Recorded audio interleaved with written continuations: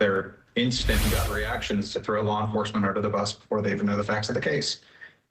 And frankly, the police chief of Portland knew who these people were. If he didn't want CPB in his city doing his job, then he should have done it first.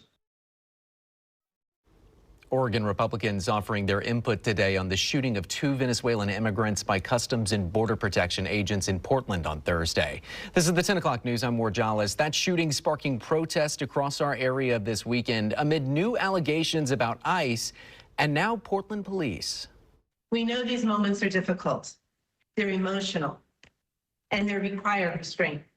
Unfortunately, what Oregonians saw over the last 72 hours was not restraint. For the first time on Sunday, Oregon's Republican leaders spoke publicly about the shooting of 2 Venezuelan immigrants by Border Patrol agents in Portland on Thursday. Portland police now confirming that the 2 shot, Luis Moncada and Yorlenis Zambrano Contreras, had ties to the Venezuelan gang Tren de Aragua.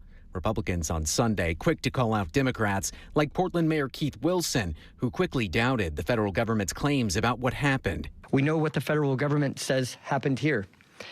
There was a time when we could take them at their word. That time is long past. They saw immediate conclusions, inflammatory rhetoric, and public statements made before all the facts were known. Facts get blurred, motives get assigned, criminal activities get reframed, and something else entirely. That helps no one, especially the people who live in neighborhoods most affected by violence, trafficking, and drugs.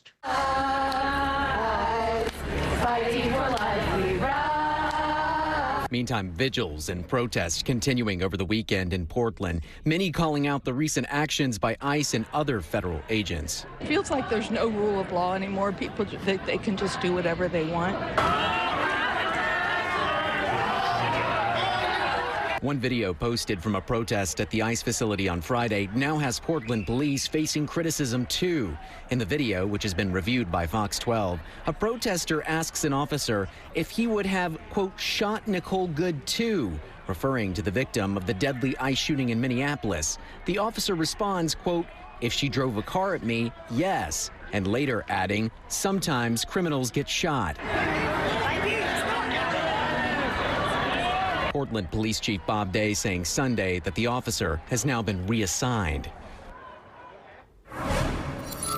And meantime, Oregon State Representative Ricky Ruiz, who represents parts of Gresham, is claiming that there have been reports that ICE agents have been disguising themselves as utility workers to lure people out of their homes. He's warning his constituents to make sure anyone who says they are a utility worker is wearing a badge and a uniform identifying them as such.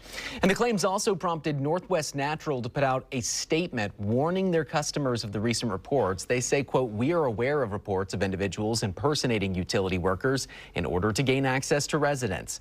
They go on to say our workers who show up at your home should either be wearing a uniform and a utility badge or wearing a badge that says contractor. Their vehicles should be similarly marked with an NW Natural company logo and or contractor.